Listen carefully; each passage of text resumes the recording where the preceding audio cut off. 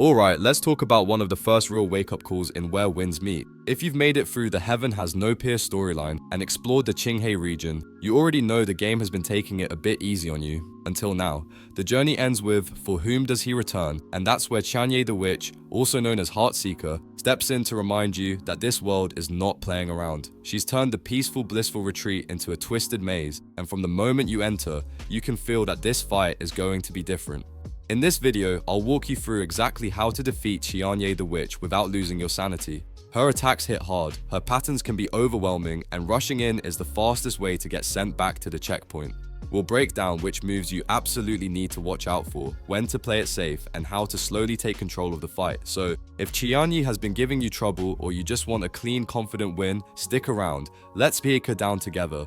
I'm quickly moving on to the video. Very small portion of the audience is subscribed to the channel. If you enjoy these types of list videos, please don't forget to subscribe if you like these types of videos. Enjoy watching. Thanks.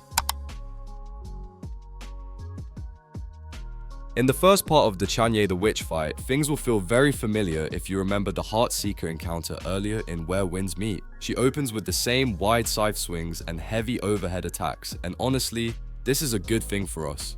Her moves are slow enough to read, so once you stay calm and watch her wind-ups, getting the parry timing down is not that scary. After a few attempts, you will start to feel the rhythm of her attacks, and that confidence makes a huge difference in this phase. The real key here is parrying consistently, because every successful parry eats away at her chi gauge fast. Once that gauge is empty, you get a big opening to unload serious damage and push the fight forward quickly. If you have already practiced against Heartseeker in the boss challenge mode, this phase will probably fly by without much trouble.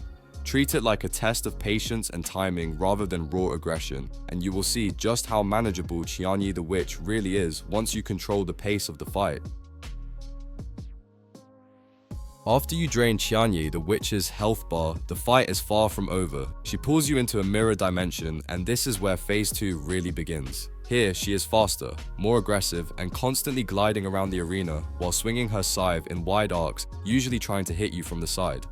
It looks chaotic at first, but do not panic. These attacks are still parryable, and once you trust your timing instead of her movement, this phase becomes much more manageable. Most of her moves will feel familiar from phase 1, but there is a twist. Many attack animations last longer than you expect, or they sneak in an extra hit right at the end. You might think the combo is finished, step in too early, and get clipped by a surprise follow-up. The safest approach here is patience. Let every animation fully finish before you counter, and always assume there might be one more strike coming.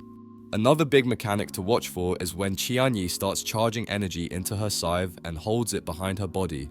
This is your cue to stay alert. When the prompt appears, use Meridian Touch to interrupt her charge, knock her back, and score some free damage. If you miss this window, she will release multiple waves of energy that hit hard and apply burn, which can quickly spiral the fight out of control. Once she drops to around 50% health, she changes the pace again. Qianye slams into the ground, dealing heavy damage in a wide area, then forces you to the reverse side of the arena. This transition sets up the final part of the fight, where you face her true form. If you handled phase 2 calmly and respected her extended combos, you should be in a strong position to finish the battle on your terms.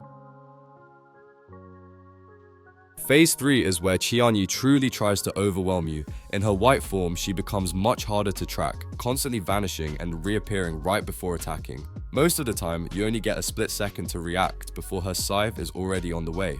It can feel unfair at first, but this phase is more about pattern recognition than raw reflexes, so staying focused is far more important than playing aggressively. Her main combo always starts the same way, which is your biggest advantage. She holds the scythe almost parallel to her body, spins it in a wide circle, and then disappears into the air.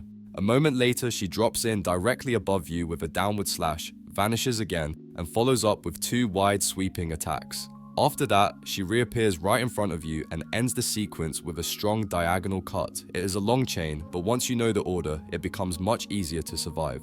The good news is that this deadly combo is basically all she does in this phase. That means the entire fight comes down to learning the parry timing for this single attack pattern. If you stay calm, resist the urge to panic dodge, and focus on clean parries, the rest of the fight becomes surprisingly consistent. Master that timing, and White Qianye stops feeling like a nightmare and starts feeling like a controlled, winnable challenge. The video ends here. See you in another video. Don't forget to subscribe.